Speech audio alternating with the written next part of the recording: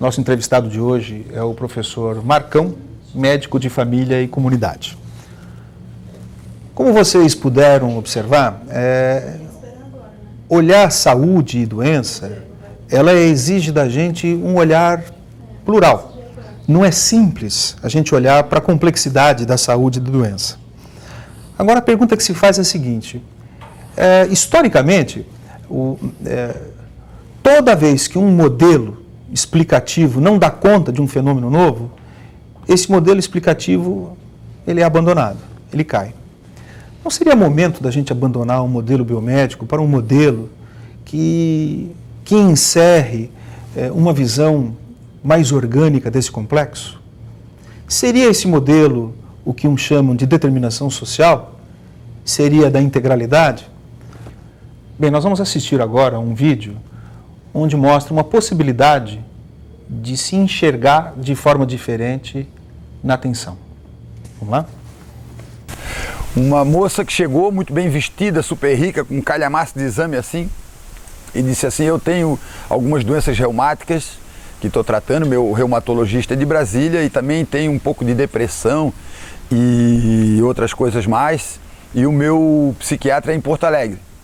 Mas veja, eu tenho o carro que eu quiser, eu tenho helicóptero, tenho avião, eu tenho um apartamento em Paris, um apartamento em Nova York, e eu tenho tudo isso aqui de doença e sou infeliz. Eu queria que o senhor me dissesse por que eu sou infeliz. Aí eu disse para ela assim: mas as crianças nascem felizes, você não é infeliz a vida inteira, então eu quero que você me conte qual foi o último dia que você era feliz. Aí ela desandou a chorar, mas chorou que a consulta parou. E ela disse que ela tinha ganhado um carro novo há 20 e poucos anos atrás e foi na casa da prima convencer a prima de passear de carro. A prima não queria, ela insistiu. A prima então entrou no carro. Quando ela foi dar ré, veio um caminhão, deu uma porrada, o cara deu não sei quantas capotadas e a prima morreu. E a partir desse dia, ela começou a arrumar uma opção de doença. Cada vez que alguém faz o diagnóstico e passa um remédio, aparece uma outra doença.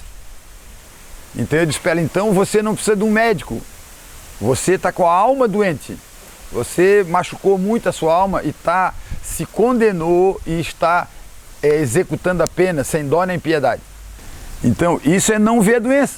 Normalmente o médico diria: mas qual é a sua doença reumática? Ah, eu não sei, é uma fibromialgia, não sei o quê. Ah, temos um bom coisa, a senhora tem que tomar um antidepressivo tricíclico e um comprimidinho por dia, e nós vamos fazer acupuntura, e um médico viria isso e não iria resolver nada, porque quando resolvesse, ela iria se trair e apresentar outra doença. Então, essa visão de resgatar o paciente integralmente, tudo, e a história dele principalmente, tudo o que ele é como ser social, como ser biológico, tudo, enquadrar num pepino só e tentar resolver esse pepino, porque dali emana todo o sofrimento.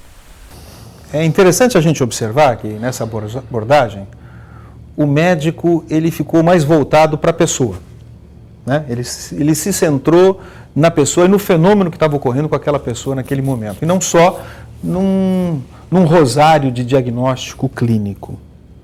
Professor Marcos, eu fico pensando, devido à complexidade que somos, né? E percebendo que o modelo biomédico ele não tem dado conta de explicar isso, o senhor acha que tem algum modelo explicativo que mais se aproxime da gente conseguir enxergar esse ser que sofre e, ao mesmo tempo, entender como que a sociedade contemporânea está produzindo doença? Eu acredito que sim, Couto.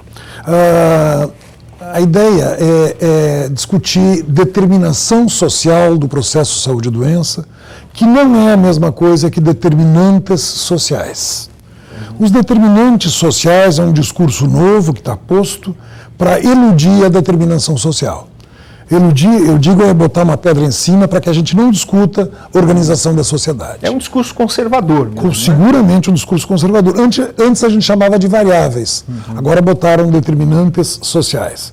Aí a cor dos olhos não é determinante social, é biológico, mas a falta de esgoto, a falta de educação, que são coisas importantes, eu não nego a importância de se investir nisso, mas tu mexe nisso e não mexe na organização da sociedade. Ou seja, a forma como se estrutura o capital e o jeito que o capital usufrui da doença não fica tocado quando tu toca nos determinantes sociais. Então, quando tu pensa em determinação social, era o que a gente discutia muito na época do movimento da reforma sanitária. Eu sou do movimento da reforma sanitária da década de 60, 70. Nessa época a gente discutia a determinação social e isso fez com que a gente colaborasse na construção do SUS, o Sistema Único de Saúde. E o Sistema Único de Saúde diz que, quando tu pensa em determinação social, e isso o Sérgio Aroca, que era um dos nossos iluminados lá, que nos trabalhava muito conosco nesse jeito de pensar, ele dizia, quando tu pensa em determinação social, tu vai pensar num ser humano integral. E tu vai estar discutindo integralidade. Tu vai estar discutindo equidade, tu vai estar discutindo universalidade. Então, é para todos um sistema único de saúde, é equânime, é do mesmo jeito para todos, e deve ser integral. Quando se diz integral, tem múltiplos sentidos a integralidade, mas seguramente vai ter que dar conta da alma das pessoas também. Isso que o Pedrão estava colocando na entrevista dele. Não acho que um médico não deva dar conta disso. Acho que o médico deve dar conta disso, só que é um outro modelo de médico. Não é esse modelo de médico que tem sido fabricado atualmente, que tem sido só em cima do biológico. Então é importante pensar que ele pode e deve tratar integralmente. O que significa, em algum momento, poder perguntar para a pessoa de que ela gosta.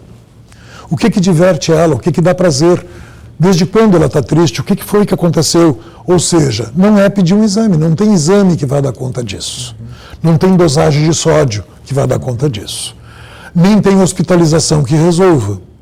E às vezes a gente vai descobrir coisas, formas de ajudar, de dizer assim, quem sabe se tu vai para um grupo de dança. Tu gosta de dança, tu me disse que gosta, mas por que tu não trabalha com grupo? Ah, mas eu acho que eu tenho vergonha de fazer isso. Tenta! E aí nós vamos descobrir coisas maravilhosas em relação a isso. Eu tenho um exemplo que eu acho que está relacionado ao bloco anterior, mas são mistos, na verdade, que é um exemplo de trabalho em Veranópolis. Veranópolis, no Rio Grande do Sul, é uma cidade que tem uma grande longevidade. Eu fui lá trabalhar num grupo de saúde que a gente tinha em Veranópolis e queria saber por que teria tão grande longevidade em Veranópolis. E as pessoas são obesas, elas têm uma festa da lasanha em Veranópolis e tem muitas fábricas de vinho. As fábricas de vinho, deixa cair, tá? As fábricas de vinho são familiares, eles plantam a uva, colhem a uva, esmagam o grão da uva, não são alienados do processo de trabalho, eles engarrafam e vendem.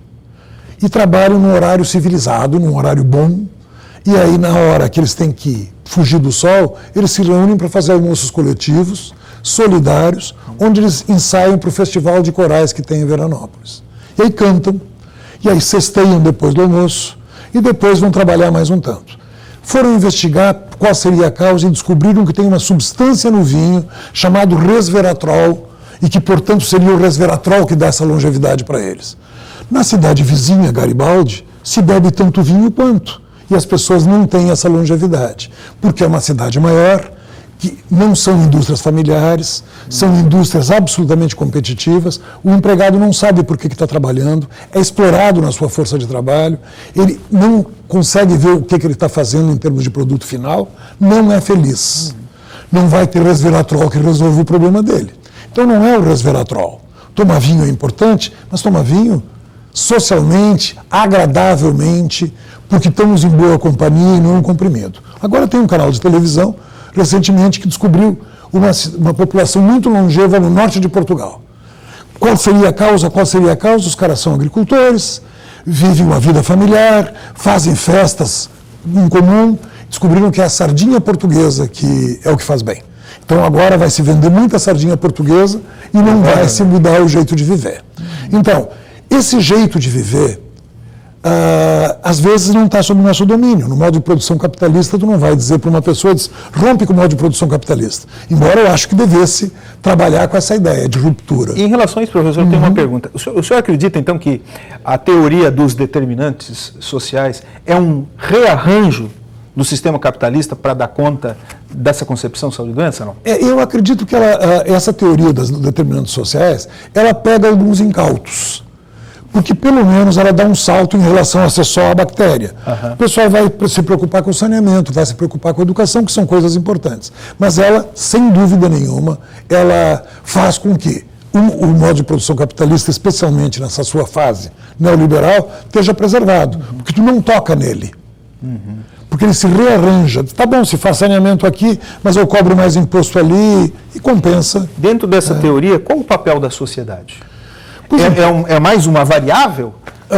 Eu suponho que essa seja um grande diferencial em relação à determinação social. Então, a determinação social trabalha com como se organiza as forças produtivas. No modo de produção capitalista, elas se organizam de uma determinada forma. Num slide ali tu mostrava a burguesia e proletariado. Ou seja, há quem concentre os meios de produção e há quem venda a força de trabalho. Quem concentra os meios de produção tem um tipo de doença, quem vende a sua força de trabalho tem outro tipo de doença. Certamente esse modelo de sociedade causa as doenças que nós estamos vendo hoje. Como é que a gente pode enfrentar isso? Certamente uma palavra-chave é solidariedade. Solidariedade não cabe no modo de produção capitalista. Trabalhos coletivos também não. Quer dizer, o modo de produção capitalista se apropria de trabalhos coletivos desde que dê lucro. Mas eu estou falando de trabalhos coletivos prazerosos.